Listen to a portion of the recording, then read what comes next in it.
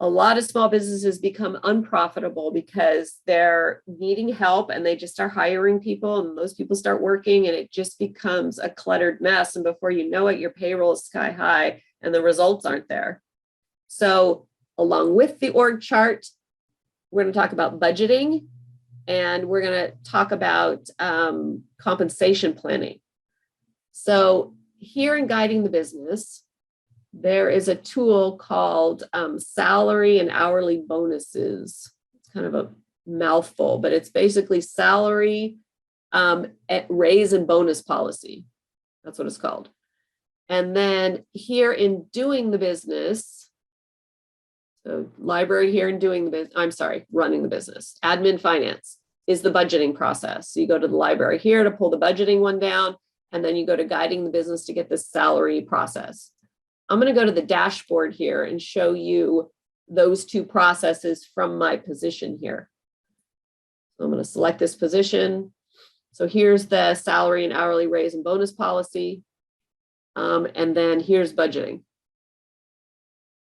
So this process gives you some work plans here on what a raise policy is, what a bonus policy is. There's a step-by-step on using what we call the annual raise calculator, which is down here.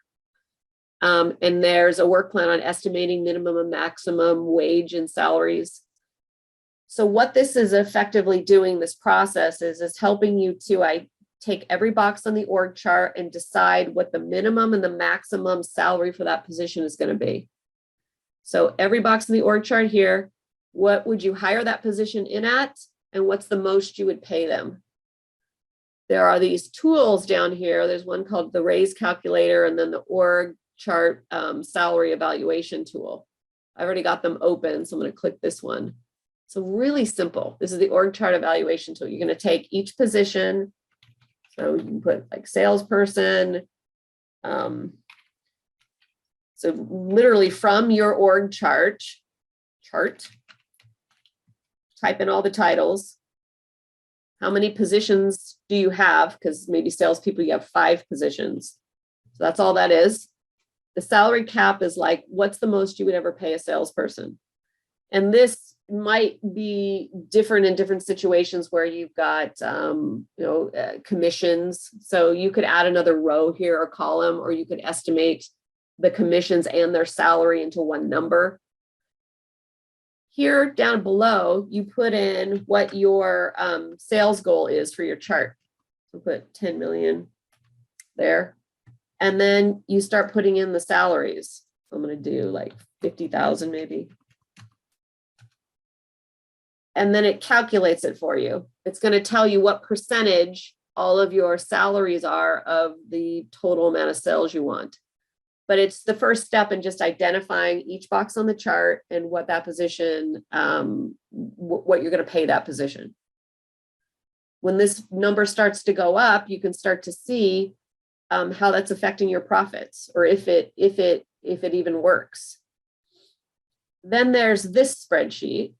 So this is the raise and annual raise calculator, and the work plans in that process are going to give you more of a step-by-step for how to go through this. I'm just kind of brushing it over, but just know that in this process, there's work plans. So this would be the same positions here. You can just cut and paste them into here. The salary we put in the evaluation tool would go here because that's the high salary, the most you'd pay them. And then here's the low. So if you look at a position like lead, let's say lead tech, the lowest you could possibly pay that person is what you want to come up with. So let's say 50,000. Then what's the highest you would ever pay them? So we can't see into the future, and it says this in the work plan too, an employee's typical lifespan is somewhere around 7 years. So think to yourself, if this person worked for me, I hired them at 50, they worked with me for 7 years, what would be the most I would ever pay them? And let's say it's 70,000. Then what this gives you is the percentage increase per year up until 7 years. So I start at the low, 70 is the high. Each year, not the first year, but each year after, it gives you the percentage increase that you would give them for them to max out at the highest level you would pay them in 7 years. So why is all this important? It's important, number one, because it helps you to validate your organization chart. It helps you to take this future chart, put it into that spreadsheet, and see if it works. And then the second reason is, since you're doing that work, go the next step, which is going to help you understand the lifespan of an employee, where they start and what percentage increase they would get, and what's the most you would ever pay that role. It is great for companies who are in a bit of a mess with that, where maybe you hired this person and you just started giving them salaries or raise increases because you had a good year and then you had another good year and, oh, let's give them more money. And before you know it, like, they're making more than you are. And you can't take that money away. So you want to, if you plan this out, then that can be really helpful when you're scaling and growing. If you are in that situation and you have this tool that you've come up with and you sit down with that in person and you explain it to them, how you can't afford to give them more. So it opens up communication. And I'm not saying that you should do that, but you get what I'm saying. It opens up, it makes it objective rather than just, this is how I feel today. So use these two tools and analyze your org chart. Make sure it works. If you're using them here in the dashboard, so here's that salary one. When I go down here to this tool, I just hit view file and then I can see it. And then I can save this as 2022, that's the year. And then I can upload the file that I've done. So I take the cell that I filled out and then it uploads it and I save it. So now this is saved back to TouchStone. So if I work on it one day and then I'm going to go back and work on it again, I would just go over here to the saved folder and there it is. And then you click it, add more to it and save it and re-upload it. So it's just a way of staying organized and keeping the tools that you're working on in the process itself, which makes sense. Also, if I'm the admin finance manager here and I'm responsible for doing the compensation plan and I'm saving those spreadsheets in my control panel, my manager, the president up here, can run a report. If he says to me, hey, like what's the calculations for the year? You can say, it's in TouchStone. So they go run a report and they can see it. Then lastly, I just want to talk, we only have a few minutes left, so it will be brief, about a budget and encourage everyone to do one. So a budget is, it doesn't have to be a big, long, multi-page, complicated spreadsheet. You can just do something simple like this. So this is in that process, the budgeting process. Just have a rough plan. So I like quarters of a year, say 2020, but so Q1 of 2022, 2, 3, 4.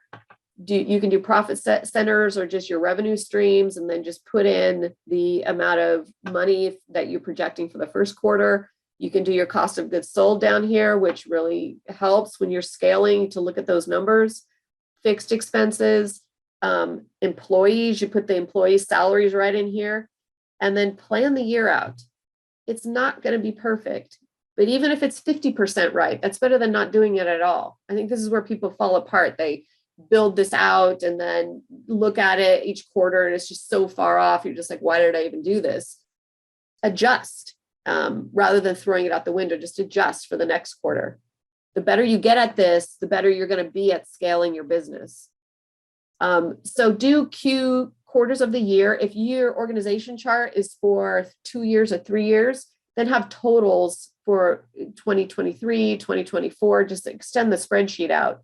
It doesn't have to be quarters until you actually get into that year if you don't want to, but have it so you have these years planned out. So right here, you're making the 10 million.